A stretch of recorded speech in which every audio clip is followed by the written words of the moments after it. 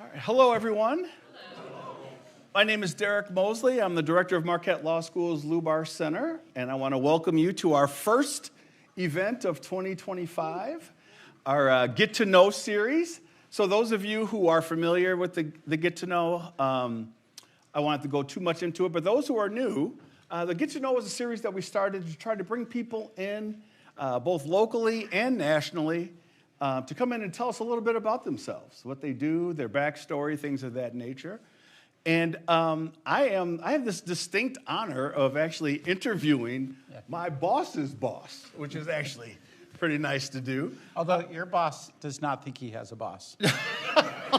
That's how he acts. So it is my pleasure to welcome the 25th president of Marquette University, the second lay president of Marquette University, the first person of color of Marquette University.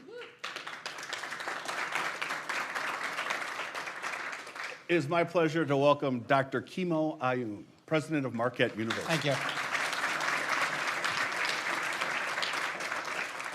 Thank you for joining us. Absolutely. So I am just going to start, because I don't think a lot of people know this. You are a native of Compton, California. Yes, that's where I was born. Straight out of Compton. Yeah. It gives me my street credibility. It gives you a little street cred. So tell us a little bit about your family. Mom, dad, any siblings? Yeah. So I, first generation college student. Neither of my parents graduated from high school. 4 sisters. 2 did not graduate from high school. 2 did. I was the only one of us to go to college. My 4 sisters, I talk about this. My mom is consistent but lacks creativity. So my 4 sisters, their names are Darylyn, Sherilyn, Marilyn, and Carolyn. And if I was a girl, I was supposed to be Geraldine, which, as you know, and I've got 3 kids, and as a parent, when you're trying to yell at your children and you're mixing up their names, imagine if all names ended in Erilyn. Unfortunately, 2 of my sisters have passed, and so I'm the 4th of 5 children. I will tell you this, is growing up as the only boy with 4 sisters, you wear a lot of makeup and wear a lot of dresses, not by choice, growing up in life. And they would, but it was good. I mean, I think one of the things that I taught about is being around mostly women in the house is how are you better about communicating and being a good person? Yeah, so you went to high school in Sacramento. Yep. Okay. And we talked a little bit about this. So when you're in high school in Sacramento, you kind of hung out with a group that you referred to, I believe, as like the smoking court. Yeah, so, you hang out with who your siblings hang out with. So I had a sister who was 2 years older than you, and you show up to high school, and I started high school in 1979 when they had a smoking court. So everybody showed up to smoke and hang out. And so like the first year of high school, that's the crowd that I hung out with. And then after a while, you look around and you're like, okay, this crowd is not the crowd that I need to be with. And so I found another crowd for my sophomore year and going on. Now, what was your plan in high school? You're like, well, I'm going to go to college? What was the... Maybe get through high school, right? I mean, really, as I, by then, neither my parents graduated. My 2 older sisters, they had not graduated. So, I had nobody in my family that even graduated from high school. So I had a sister who was 2 years older than me. The plan was you go to school, right? And then, at least in my parents' mind, very hardworking. My dad laid carpet for a living, and I learned how to lay carpet for a living. That's hard work when you're crawling around on your knees all day.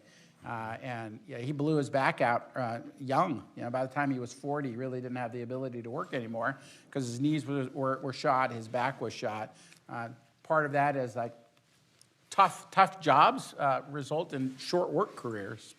So you told me a story when we had met. You said that you were like, college? Your friends are taking tests. You didn't know anything about tests? And I didn't know about it. When you're in high school, you just go to high school. And I didn't know that. I didn't know you were supposed to apply to go to college.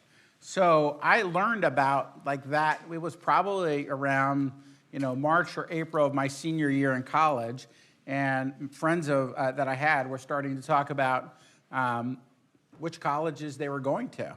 And I just thought you showed up. Which when Hey, you I'm don't, here at college, welcome. When you don't know, you don't know. And and then again, because I didn't know anything, I simply said, well, I missed it. Clearly you can't do it for a year. And so I did not go to college for a year out of high school. As I tell people, I took a gap year before people even knew what a gap year was. And I just because I didn't know that even in March I could have gone someplace and said, can I still get admitted? And so I just sat on the sidelines for a year. And you took a job in the petroleum industry. Yes, I did. When you say petroleum industry, what do you mean by I that? worked at a gas station. This is back when it was the full-serve islands, and so I was like a local distributor. And I will say is like you learn a lot, and it was like it was open 24 hours, and you learn about humanity and people when you were working at a gas station because you find suddenly many people in life have an angle. And their angle is oftentimes not a good angle. Yeah. So you grow up quickly, right? I was 17 years old working there. I graduated in May. I did not turn 18 until November. So here's a 17-year-old kid working at a gas station anywhere from like 11 at night till 2 in the morning with grown adults trying to figure out how do I separate you and from Shell's money that was in the till there. Now, Sacramento, so California State University, specifically in Sacramento, has had an effect on your life, but the first instance is kind of happenstance. Yeah. Could you tell me that story, or tell us that story? Yeah, so, I was working, and again, knew you had to apply, but just had never gotten around to it, and I was dating someone. She had to go back and reapply to get into the local college, and so it was my day off. It just happened to be my day off, so I went with her, and at some point she had to go and pay whatever is the fee to get readmitted, and she walked out, and so it was just me and Booker Banks. And Booker Banks was one of the counselors at Sacramento State, and he looked at me and he said, "What are you doing with your life?" Which that was an interesting question. And I ended up being a very good high school student somehow. But yeah, I just said, I don't know. And he literally slid over an application and he said, fill this out, you belong in college. And he didn't know about me, but he cared about people. And I filled it out and I was accepted, I think, the next week. All I had to do was get my transcripts and I got them over. And then, and that was, I don't know, probably February or so. We were long broken up by the time school rolled around in August.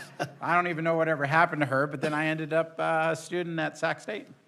So you go to Sac State. Yep. What happens upon graduation from Sac State? Yeah, so, this is, again, where you don't know things. Like, I had never really heard about graduate school. And I'm in my senior year, and I will say I'm one of those kids that took 6 years to get out of his undergraduate because, life was just kind of a journey that you took where you wanted to go. And one of my professors said to me, so you're going to be in graduate school here next year, right? I'm like, so you say this. I'm like, school's pretty good. I have no problem staying in school, but what is this thing that graduate school you speak of? And he talked to me about it. And I remember at that moment I thought, if I can go, well, first of all, this sounds like a great option. But if I can go, why would I go here?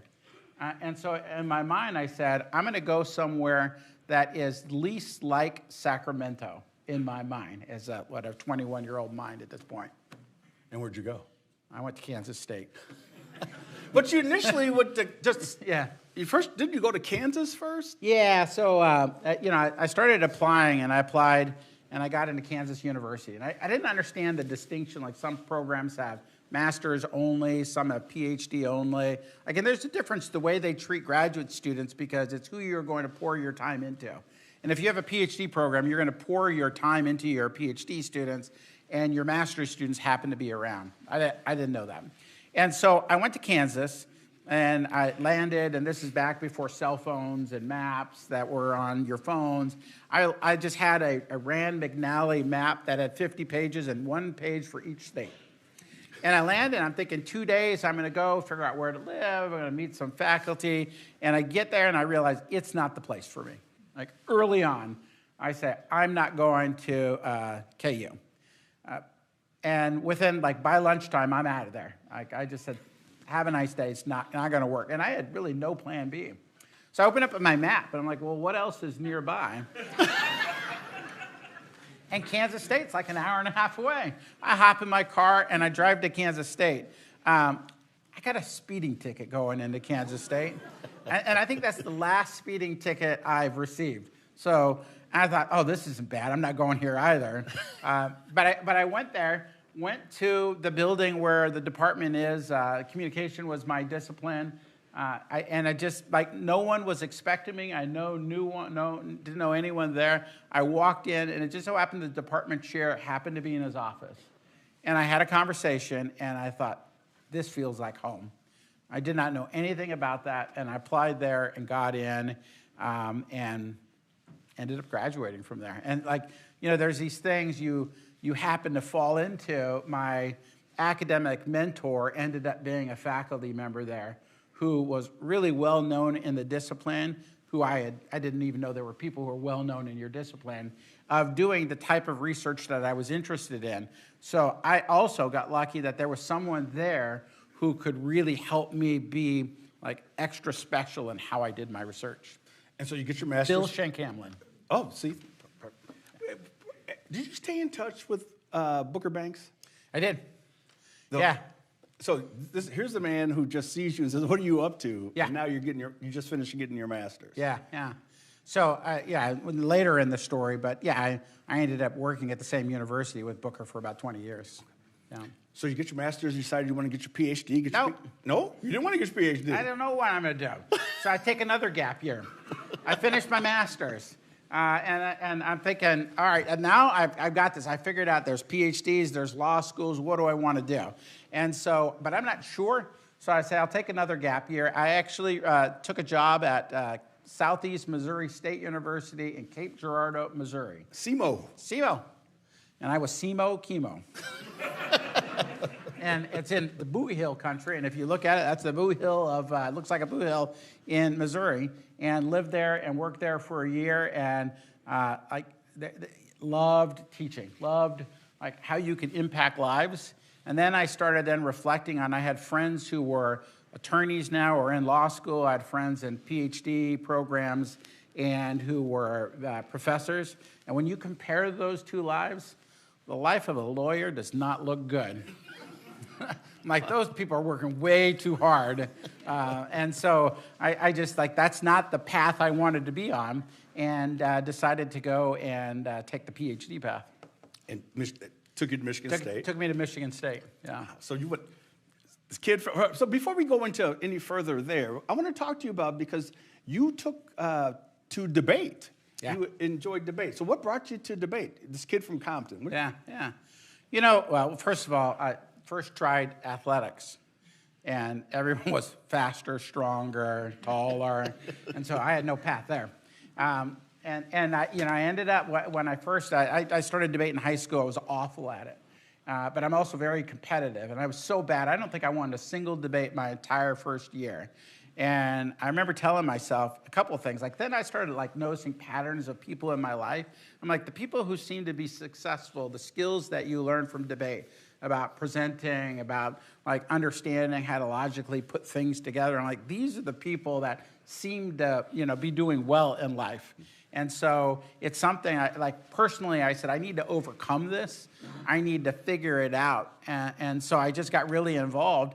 And then it kind of turned my second year where I now get it. And I was fortunate that I was able to get it in a way that it just helped to open up other doors. I just was fortunate to be able to stick with it and understand it, that I ended up seeing some success in that space. And when you say it opened up other doors, it took you out of the country. Yeah. And I believe you took a trip to China for debate. So when I was then in college, it was, I think, 1987, China wanted to bring Western debate to their country.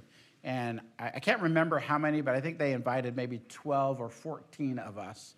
So me and my debate partner were one of the debate teams that were invited by the government to come and travel around the country and do large public debates. so that people can understand American-style debate. But when you got sick over there, though. Yeah, I got real sick. Yeah. You told me a story about a napkin and Yeah. Could you relay that story? Yeah, so when I was there, like you get sick, right? And I got really sick, like out of body experience sick. Like I'd want to die sick. And we were on a tour, and this particular day I told our tour guide, I said, look, I can't go. I need to just sleep. And so he said, and I don't speak the language, and so he grabbed a napkin and he wrote something in Chinese on it, which I don't know what it wrote, what it said, but I hope it was something good. And he said, just give this to a taxi driver. So I slept that whole day. And when the end of the time, when I know I needed to check out, and then I was going to another city to meet up with the group, and all I had was this napkin, that I went out and I went to the first taxi cab I saw outside of the hotel. I handed him the napkin and sat in the back and thought, just leave me alone. I'm still so sick. But he didn't. But he didn't. Somehow he figured out I was American. And he looks back and he says, American? And I said, yeah. And he says, oh, I have good American music. And so he pulls out a cassette tape and he pops in the cassette tape, and then we start blasting through the streets of Beijing.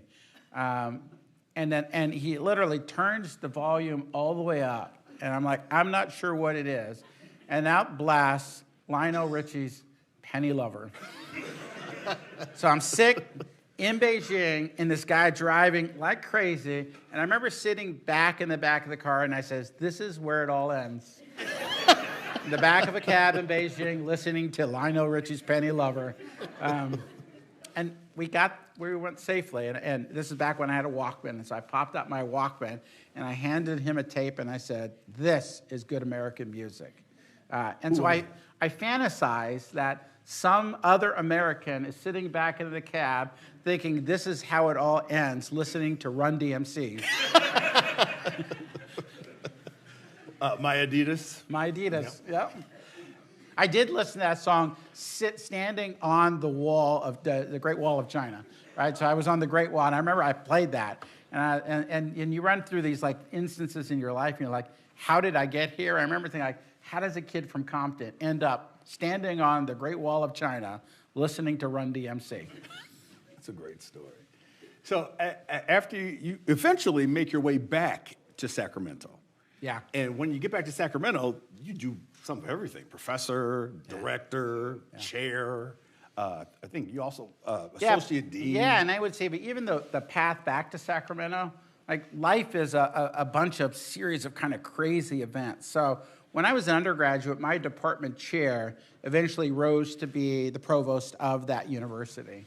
And we were in the same discipline, so we would see each other at conferences, and she would always say, when you're ready, call me and I will have a job for you. Now, you don't know whether or not that's true or not. And if she does not become provost, right?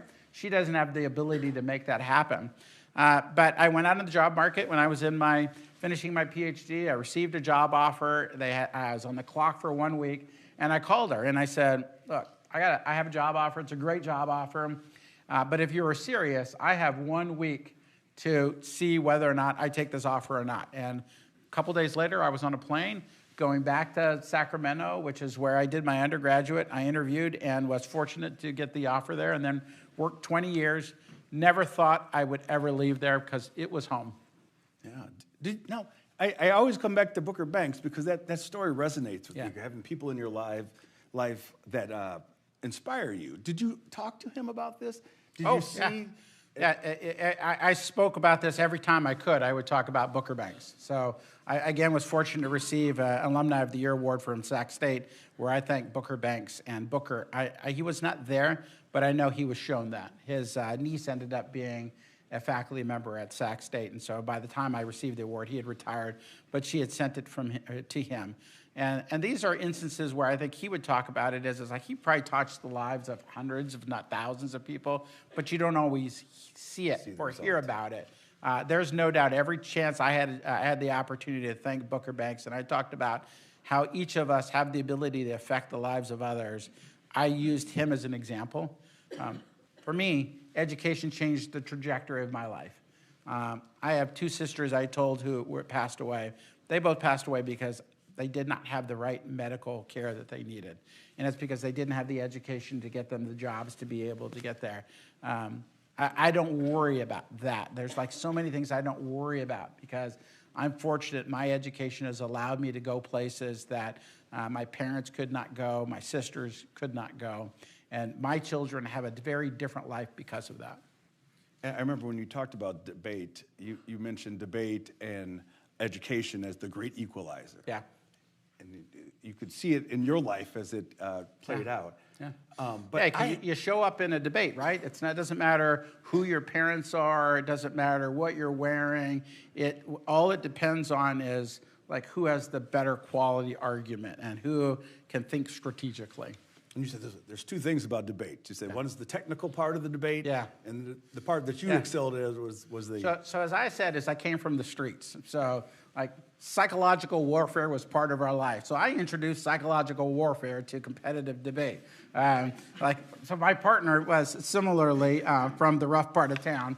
And so, part of our strategy was to climb into people's heads and rattle them around so they did not see what they were going. So they had no idea what was coming or going. So that was just kind of fun to bring our own little flair to it. Yeah. So I have to come and figure out how from Sac State did Marquette get on your radar? I'm going to stop there. There's two things. I'll say many things that debate helped me to do. And this is one of those moments like Beijing, like standing on that wall. Two things. First thing is my kids say I should never repeat this, but I met my wife at a debate tournament. So my life is, and my children, exist because of debate and meeting my wife there.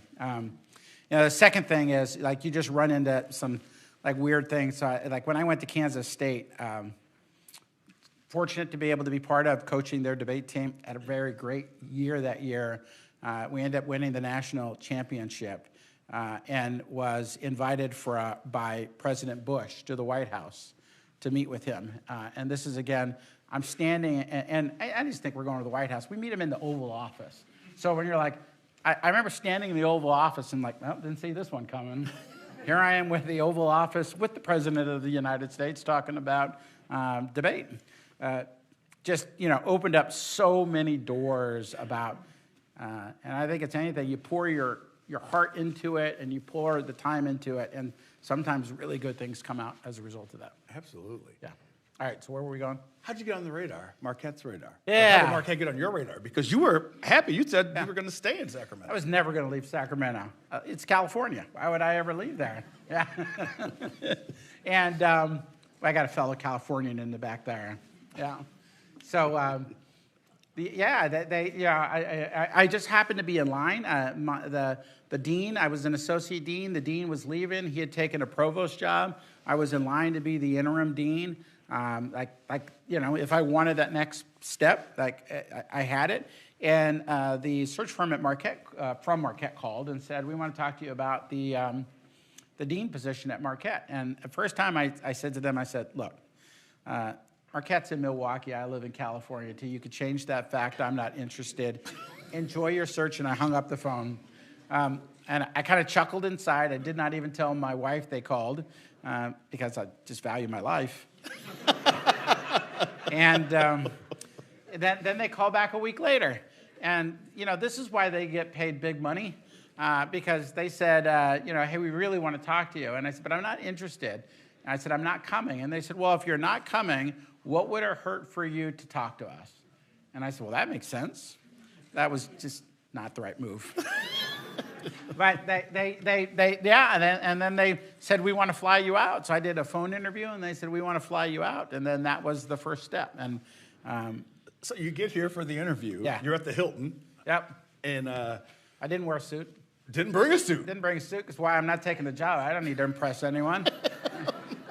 So didn't bring a suit because I really thought I wasn't going to take the job. I'm making snarky comments throughout the interview, but obviously being given as much insight I can because I really wanted to be able to kind of help them as where they were heading next. But you prepared really well at the Hilton for that interview. Yeah. What did you do when you walked out of the Hilton? Yeah, so it's like when you're working and you're trying to apply for an interview, you're trying to do your own job. And so, at first, like, I'll prepare in advance. I didn't. And I'm like, I'll prepare when I get on the plane. I was tired, took a nap. Said, I'll apply when I get to the hotel. Well, I got to the hotel. I'm like, well, I wonder what's happening. Marquette was playing a basketball game that night. I was like, well, I go to a basketball game, or I could prep. And I said, I'm not taking the job, so let's go to the basketball game. I went to the basketball game. Now, they did win, and so I did tell the committee, I'm like, just so you know, I went to the basketball game instead. But you know, when the fortunate thing is, like, I've been around in the industry long enough. I knew enough about Marquette. It wasn't like I completely did not know, but I didn't spend as much time as I should have on the interview. And then I finished that, and I thought, well, that's over. Before I landed, heading back home, they called me and said they'd like me to come out to be a finalist. What did you say then? I said, you people are crazy. And again, I said, I'm not taking the job. And they said, come on out. We just want to hear some more of your ideas. I said, okay. I had a friend who was in Milwaukee. We'll go out to dinner. I actually told my wife, I'm like, you should probably come. Just so she came. Are you familiar with Kopp's? Yeah. She had Kopp's ice cream 3 times in one day. I'm telling you, says. So if you ever see her, this is recorded, by the way. She found it and she's like, "This is good stuff." I went through that second interview. I loved Marquette. I loved the people, but I had a son going into the 9th grade, a daughter going to the 8th grade, a daughter going to the 3rd grade. My mom lived 15 minutes away from me. I was working at the job that I had my undergraduate. I'd been there for 20 years. I mean, they've got a great retirement plan. CalPERS is, if you don't know about that plan, move to California. It's the best retirement package ever. I came out, and even through it, I said, these are great people. These are nice people. Marquette's great, but I've got all these other things. And I share this with Mike Lovell. I was fortunate that I met with him in the very last interview. When I walked out of that room with him, like, he was inspiring. We were aligned on thinking about a student-centered university that was focused on transforming the lives of our students. And at that moment, I grabbed my phone as I was walking out of his door, which is interesting because that's now where my office is. And as I hit the outer door, I hit call to my wife and said, this suddenly just got very real. I knew I could come and work for Mike, and that is why I ended up at Marquette. Other great things, but he was such an inspiring person. I said, I could be a better person if I work with a guy like that. And that did it. Yep.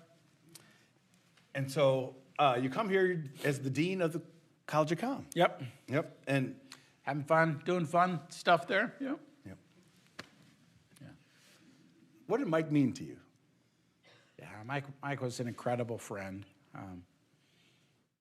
Even when Mike came and talked to me about stepping in to help, he was about to make some moves and wanted to know if I'd be willing to step in. I did not see that coming. We were always texting. We met almost every day. We'd run into each other. Like, if you knew him, you just knew he was just an incredible man, an incredible person. And when you get to be around someone like that, it helps you to become a better person. So, I was fortunate to be with him in Italy when he passed, and to be at the hospital while he was fighting for his life. I miss him all the time. Yeah, absolutely. Me too. So you're you're the dean of the College of Communications, mm-hmm. And while you're there, what's the thing you're most proud of? Yeah, the even greater focus on students. So the very first day I walked into the very first college meeting, I said, all decisions will be made with us thinking about students first. And so if you come to any idea with me, if there are competing ideas, whatever ideas is better going to enhance the student experience, that's the idea that I'm going to go with. And so for us being able just to refocus, we did an incredible renovation thanks to some really generous benefactors in the building. We were able to start some programs where we took students from Milwaukee to other cities around the country cities where they intended to move, so that, all at the expense of the college. So the students could meet alums, they could see the landscape, they could get connected. And as the result of that, now we have a pipeline of students who are going to Los Angeles, going to the Bay Area, going to Chicago. And they can do that because our alums are doing things like opening their homes. And they say, when you get here, you can come and stay in my guest room until you're able to get a house, and I'm going to help you to find a job. Like, being able to do that, that's the Marquette difference, and that's changing people's lives. I moderated a panel that you were on in regards to Jesuit education. And when we talked about that Jesuit education, I'm going to ask the question that I asked at that panel for you to answer today. What does a Jesuit education mean to you? Yeah. It means that it's not about getting you a job. It's not about preparing for you're going to have to do those things, and that's important because all of us have to work in order to survive. But it's changing fundamentally who you are as a person and how do you interface with the world. It's about getting you to be a better parent, a better child, a better neighbor, a better coworker. And I say there's like three things. It's about making sure you have a compass and that there's right and wrong, and that we are called to always be on the side of right. It's about developing your heart, that you care for other people and you understand it's not you, but it's about all of those around you, and that you are successful when you uplift other people. And it's understanding that it's not just having a compass and caring for others, but you have to act. You have to engage in action. So a Jesuit education for me is positioning you to have a great life, not a great job, but a great life. And it's a life that directly impacts others and makes everything better around us. That was the response you got. It actually moved me at that event, and it moved me again. So right now is a real challenging time for education. What's your vision for Marquette University? Yeah, there's a lot of headwinds out there. My vision is you understand your core competencies. We are not an online university.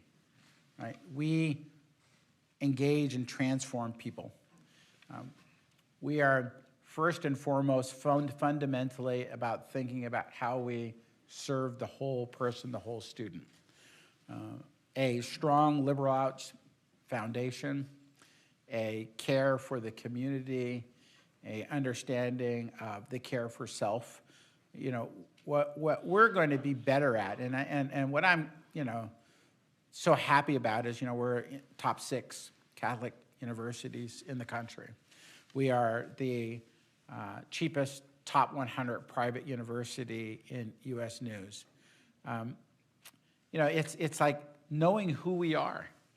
So we have to bring people in who understand Catholic Jesuit means something, and that everything that we do, the way we teach, it has to be around careful discernment, thoughtful, putting the pieces together, but, caring for people. And, I've been asked before about, my favorite Bible passage, and it comes from John chapter 13, verse 34, and it says, "Love others as I love you."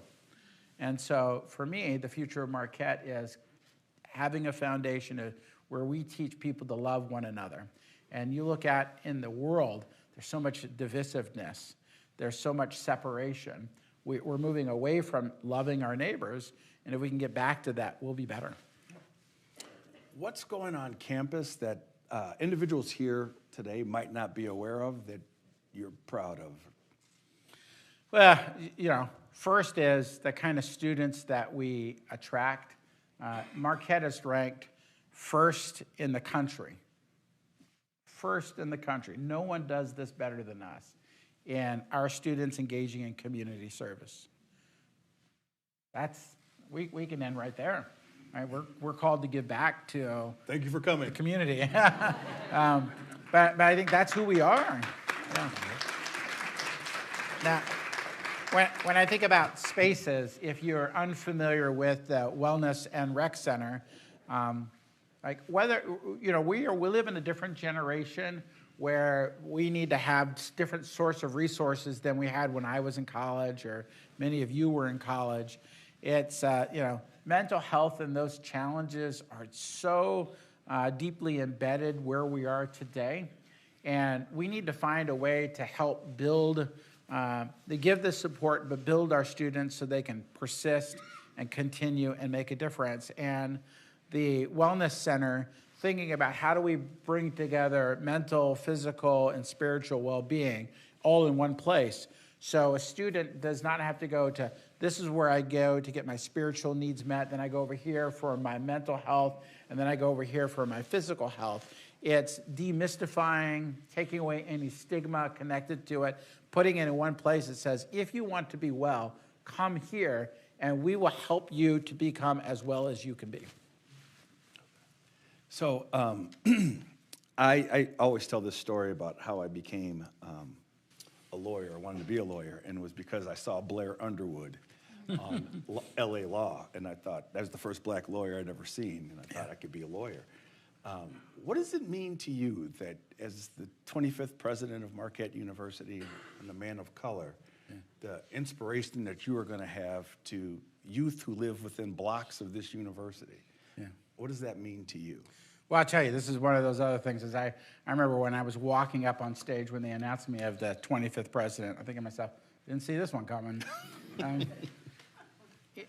You know, you don't, I didn't think about it much for me personally, but since then, the number of students and community members who have come up to me and talk about how important it is, I understand how that it has on others. Like many students have come up to me and say, I now see that I have greater potential. And then the number, like, you know, I'm again, 9th year here at Marquette, but to hear community members said, Marquette did that? That changes, I think, people's impression of who Marquette is. And so, you know, when I first arrived here was the idea of this Marquette bubble. And, you know, whether or not the community thinks when you're trying to be out there that you are, like, serious about it. And like anything, right, our core responsibility is to ensure we're transforming our students. But I think also it's how are we helping Milwaukee to get better, and how does Milwaukee help us to get better, right? How are we in partnership with one another? So I'm just inspired to be able to carry on that work. And I think hopefully change how people see Marquette, because we're better when we work together. So your experience, I mean, the thing about your story that I love the most when we sat down and talked about it is that you kept coming back to the fact that this is this kid from Compton, right? And you keep coming back to that, and it's important that we talk about that. What in your experience you think is going to prepare you for this position? What have you done in your past that you think has prepared you to be the 25th president of Marquette University? You know, I think where Marquette's in its place right now, it's just all of the many experiences that I've had, right? Whether or not that's through, you know, where I grew up or where I studied or how my faith has been an important part of what I do. You know, I think there's not one path. And I would say is where the board, and when they talk to me, it's where we are in this moment in Marquette's history. What do we need? And I just think I've been fortunate to be in positions to understand that there is this balance. And so we talk about cura apostolica, right? We have to think about the organization, that we have to not only cura personalis, care for the person, but cura apostolica, care for Marquette as well. And so there's this balance of make the right, I would say, like business decisions, and you make the right business decisions so you can do the right human decisions and take care of people. So I would say through all of that is like, yeah, I think part of that is just like that's the underdog story of didn't never expected to be sitting in this chair next to you. And I think about all the people who could have had that opportunity and for some reason could not see it. And I think about someone I grew up with, Florence Arcana, which is a phenomenally like brilliant person. She never ended up going to college. She was smarter than every one of us in school, but she never saw it. And unfortunately, she passed away. But for all those people, it's like they have the ability, but if you don't see the pathway, you can never get there. And she could have done anything she wanted to, but she did not ever see a pathway for her. What keeps you up at night? In regards to Marquette University, what keeps you up at night? The headwinds of higher education in the industry is real. Any of the projections you look at, the number of universities that are closing. And think about Cardinal Stritch, right, phenomenal university, but we're talking a handful of miles away. We're going to see more of that. And decisions that you need to make is sometimes hard because it's hard to do things differently. And I think we're going to have to make some decisions that people, aren't going to get behind. That's the hard thing. I love Marquette. Marquette's been around for 144 years now. It's going to be around for hundreds of more years. But we're going to have to rethink things, because if we do everything exactly the way we do now, and there's a lot of universities trying to do that, what you see is slowly they're a little bit behind, they're a little bit more behind, and then they tap into their endowment, and then they're like swirling the drain. That we do not want to be put in that position. We have to remember what we do, right? Transform the lives of students. That's fundamental to it. But we have to figure out what are the other things that aren't as important that we can figure out how to pull back on those things to make sure we take care of what's core to us. And hard decisions, hard times, very disruptive. We have so much momentum. But I think because of the momentum, and I think about momentum, completing a $800+ million campaign. I think about all of the new buildings. I talk about the amount of students who want to come here, the rise in demand of applications, setting records again. But all of those are still not enough to achieve everything we want to. So we still need to make some hard decisions. You want the whole community to be happy, but at the end of the day, my responsibility is how do we make sure Marquette remains in a strong footing, and we're making the decisions now that are difficult, but it's going to ensure we continue to exist for many, many years. And in the role that you've been in at this period of time, what do you relish the most about the job as president of Marquette University? Telling our story. We have a great story. You think about the basics of the Jesuit order and, living with 1 foot raised and making a difference in the world. Because, and I can rat off statistics, 12th best in undergraduate teaching, 6th best in the country, and getting our students employed, 12th best in undergraduate, in getting students internships, top 25 most religious university, top 25 most friendly students in the country, 86th in the country nationally. There's so much momentum going on. We've got a lot going on. And when I go around the country, I hear people talk about how proud they are to be a Marquette graduate. And I would say diversity is improved. I think when you look at our students who are here in the 70s and the 80s and they come back, they say, Marquette has made great strides. We need to continue to make great strides. So it's getting better, and we have to, but the key part is creating a sense of belonging, and that's what a lot of universities are trying to figure out is, it's not about having a diverse population, but it's about making sure every one of our students say, I belong here. I belong at Marquette. I deserve to be here. This is my home. And I think that's what we continue to work on. All right. At this time, I'm going to open it up for questions from the audience. Raise your hand, and we'll bring a microphone over to you. I understand your first responsibility is to Marquette, as you've explained very well. I'm wondering at the same time, are there opportunities for collaboration in higher education between, say, UWM and MATC and so on for serving and helping Milwaukeeans? Yeah, that's a great question, and I would say it's absolutely. And there are many initiatives that we do collaborate with other universities. So right now, there are about 6 universities, including UWM, MSOE, MCW, MATC, that we're working together. As we think about AI and about how to serve students in AI and how to create Southeast Wisconsin to be an AI hub, we're working to say, how are we going to do this? What's the plan? How can we share courses? How can we share faculty resources? How do we graduate a greater number of students who have competency in AI and then get them to stay in the region? We do other things with that. There's the Water Council that we work with. There's another grant that we work with MCW and UWM. That's the future of higher education. And the question is like, how broad is it versus local? There are still some universities who want to go alone because I think that that's how they've done it for a long time. But we are definitely having a greater partnerships. In fact, I was with MCW's president yesterday talking about some joint hires that we have about faculty who work at both universities.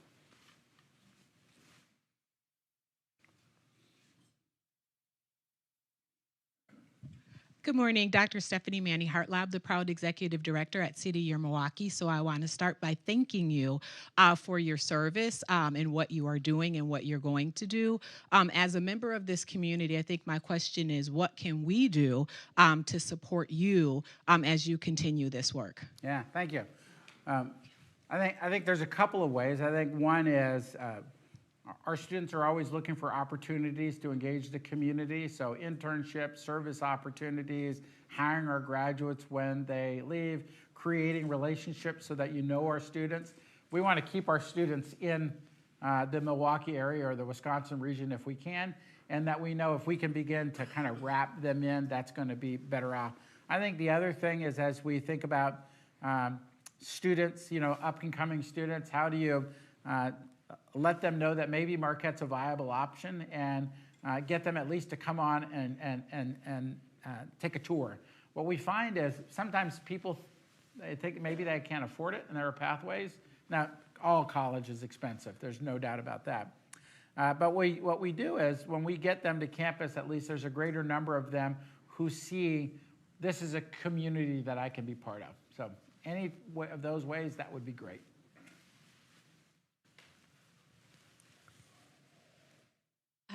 It's been a pleasure to hear your story. Part of your story was you were in Kansas, Yes. and in the first couple of hours, you decided you couldn't stay there. At the University of Kansas. Yes. Yes. So what was it? Yeah. There's two things. Like sometimes you just get a feeling. And I don't know what it is, but I had a feeling as I was walking around. But then I think the second part, the bigger part, is when I started talking to the faculty, because I was going to be a master's student and they have PhD students, it became very clear that I was second or third on their priority list. And so I said, I'm not going to be able to get the kind of attention that I need. And when I went to Kansas State, they do not have a PhD program in what I studied. And so I became the focus and of these faculty. And I was able to teach my own classes and participate with research with the faculty members. So that's why. I actually loved Manhattan, Kansas, there's two things. It's Manhattan, Kansas. Their slogan is the Little Apple. And its other nickname is Manhappenin'. So, yeah. Here's the other thing I liked about Manhattan, Kansas. Not that I would ever violate laws. Okay, I did. Nah, stop. Yeah. I'm going to stop you. I'm not going to let you answer that question. That's another talk. Yeah. Good afternoon. My name is Charlene Moore, Alderwoman for the 10th District. Thank you for choosing Milwaukee. We've been, telling so many folks that Milwaukee is an amazing place and a great city to live, work, and play. And we want those young adults to come here, go to school, and stay in the city.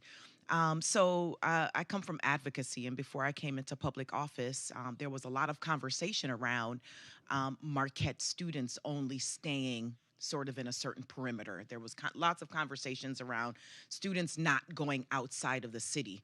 this city is so rich, so diverse. What are some of the things that you all are doing now to expose the students and the young adults that are coming here to what Milwaukee truly has to offer, so that they know that, hey, come work for the city, come work for the school. There's so many great things that are happening in this city that I think gets undervalued based on some of the conversations that may happen in our news. But what is Marquette doing to expose students to those rich opportunities? Yeah, so I'd say there's two pieces of that. The first piece is when we recruit students, we use a selling point of Milwaukee being an incredible and vibrant city because they don't think of that. And we talk about access to the water, we talk about employment opportunities, internship, jobs. And I think the fact that we can tell them is the Milwaukee community has opened up the business community. That's why we're able to be the 12th best university in the country of providing students with internship opportunities. The second piece is when they get here, we have a very robust mentorship program, and many of our mentors come locally. So these are people working with our students to be able to mentor them, and they are in jobs locally to be able to expose them to what's happening. I would say is that I think it's about showing all that Milwaukee has to offer. Now, that some people will always go because they're going back to Chicago, wherever they came from. But we do find that many of our students, once they get here, they see it's a community that's affordable. It's a community that has a lot to do, and there's a community that has a strong workforce that they can be part of that.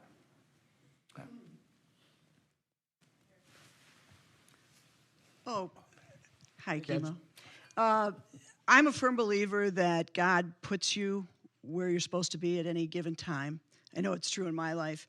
And sort of serendipitously, we met that way. Yeah. 9 years ago. Do you think Before I was even employed at Marquette, we met. I don't think you were. No, you, I was just you were here visiting. looking for houses or something. Yeah. We met in the coffee shop. We knew nothing about each other other than we were two people standing in line, both who looked like we were going to get stood up. As it turns out, I got stood up and she did not. That's true. True story. And it's been a wonderful conversation for 8 or 9 years, sir. But you, the way you talked about your interactions, you were dead set against coming here, but your interactions with Mike Lovell were very moving. And do you believe then that God put him in your life for a reason, and ultimately this is where you end up? Yeah, absolutely. Yeah. I would say is, by the grace of God, there's so many, I think, people were put into my life like Booker Banks and Bill Shank-Hamlin and Mike Lovell and Sandy Smith, who was my PhD advisor. Each one of them gave me another piece that helped to complete who I am and put me into this position to be provost, be dean, be provost, and now serve as president. It's because other people gave to me. God brought these people into my life, and they gave me things that allowed me to be better. And my wife, add her to that list. This is recorded. It's recorded, right? yeah. Yeah, my wife. Well played. Who I say always is my best friend. If you can marry your best friend, life's good. As a debater, you talked about getting into your opponent's head. Yeah. Can you explain your strategies, how you did that? You got a good one, yeah. He's got a good one. So, okay, and I don't feel good about some of these things. I was arrogant. I'm less arrogant now. So you are giving preparation time. So when a speaker finishes, a team usually gets like 10 minutes for the entire debate. I wouldn't use any preparation time. So as soon as they were done, I'd stand up. And I would try to send a message to them. It's like, your arguments aren't even good enough for me to have to take time to figure out what to say. Things like that. But or sometimes they'd say something like, after a while you began to see, and again, I was fortunate, after a while you understand when the debate, it's probably like I'm never a chess player, so chess players, it's like at some point in the chess game, you're like, I've won. And there's nothing that they could do about that, right? And you could be early in the game. Well, there are some times where that I got to a point where I could see the fatal flaw. And so when they had their fatal flaw moment, I'm like, nothing else matters. And so while everyone's feverishly taking notes, I just put my pen down and say, well, it's over. And then, of course, they would freak out because they're like, he's found a fatal flaw. And then I realized, well, even if I don't put a fatal flaw, I put my pen down, and they're trying to figure out what the fatal flaw was, and there is no fatal flaw. So sometimes I'm like, I'm getting my butt kicked here. I'm going to put my pen down, and that's going to cause them. So, yeah, I'm not proud of those things. But, or like sometimes cross-examination, which is an important part to probe the other's arguments. Well, like sometimes I'd realize they've dug themselves in a hole, so if I ask them a question, all it's going to give them is the opportunity to dig out of that hole, and I don't want to give them that opportunity. So I'd waive cross-examination. Like, I have no questions for you. So, like those sorts of things. It gets people to think about what's happening. So they were all trying to figure out, like, what are they doing, trying to figure out what we knew or didn't know. But I would say at the core, it's about the strength of an argument, and that part was just fascinating for me. And I was fortunate to I ended up that I could remember random things, and I could read something and I'm like, oh, I'm going to need this sometime, and you would call cut it out or put it in the sometime, and then it might be like 4 years later, I'm like, that thing I cut out and put over here 4 years ago. That, you would carry around some snippet. Like, I just was fortunate to be able to kind of see, I would say it's like I saw, and it's, again, and I understand about chess players, you see the field, and you no longer need the board to be able to play the game. And I got to that point where I could see everything, and I could look and I would say, you made that argument, and I could say there are one of four outcomes, and if it's this, here's what I'm going to do. If it's that, but I was fortunate to be able to be around some really smart people who helped me to be able to think that way. So there you go.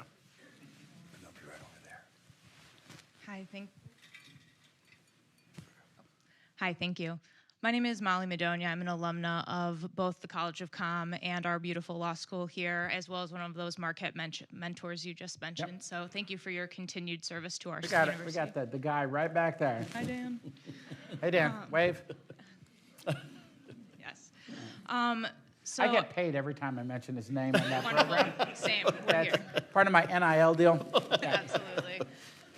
I'm also the founder and president of First Generation Professionals of Milwaukee, and you mentioned at the top of the presentation that you yourself are first generation. So what advice do you have for the Marquette students who are first in their families or communities to attend higher education or pursue professional life? Yeah. I mean, obviously, I think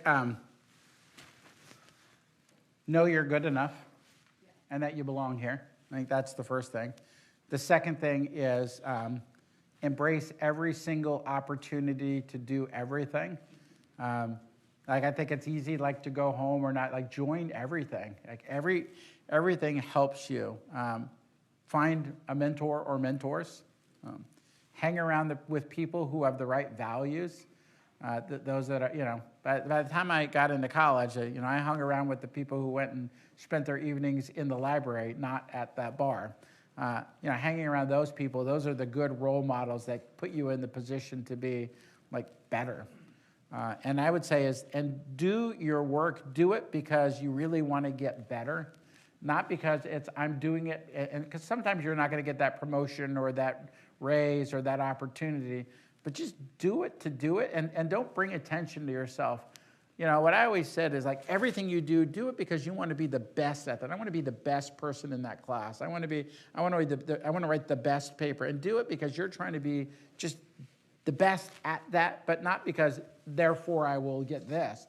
It is because I've achieved that, and all those other things will come. I run into a lot of people who say things like, I want to be a president, I want to be a provost, I want to be a dean, but they want to do it for the wrong reason. The wrong reason is they think success is getting the title. Success isn't becoming that person who has the ability to do that job. Hi. Hey. I'm Cecilia Gore, Executive Director of Brewers Community Foundation. It's the charitable arm of Milwaukee Brewers Baseball Club. So I first want to put you on notice to warm up your pitching arm so that we can invite you to do a first pitch this season. So I will say it's this, however. I used to play basketball, and I played for years, and I went to open up the Wellness Center. My first shot at a free throw was an air ball. It took me 7 tries to get one in, and luckily my team was like, "Oh, it's okay, you just need to." So I definitely need to start warming up. I'm giving you for that. some leeway so you can Yes. warm up. Yeah. We don't want you to do a 50 Yeah. cent. My question is, I've already seen you in a number of community leadership organizations, taking in all of the things that are going on. Where do you see yourself leaning in from a leadership perspective in the community? Yeah, in terms of specific areas, yeah. I mean, for me, it's all about mentorship and giving, like figuring out how we best get students to higher education. Prefer them to be at Marquette, but I understand Marquette's not always the right place. Yeah, right. And I think, yeah. Yeah. What I say is, right, education changed the trajectory of your life, and I've got a son who's graduating from Marquette. I have a daughter who's graduating from University of Southern California in Los Angeles, both in the spring. Both great, but both needed a different experience. So I would say is my place would be is go to school, change the trajectory of life. Maybe it's here, but go someplace. And I think the other part that I would like to engage with is just finding out how do we figure out how to continue to keep our best students here in the Milwaukee area, because it's such a strong community, but it will become even better as we keep the brightest minds here and hearts that care about the community. I'm here already. Yeah.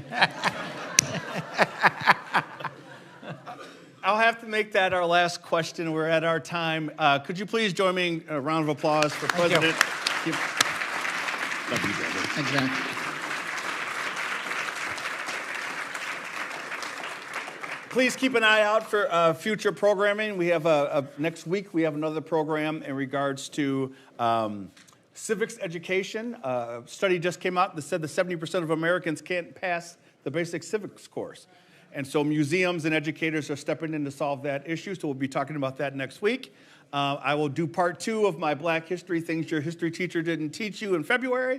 So we have some good things coming up. So thank you all for coming.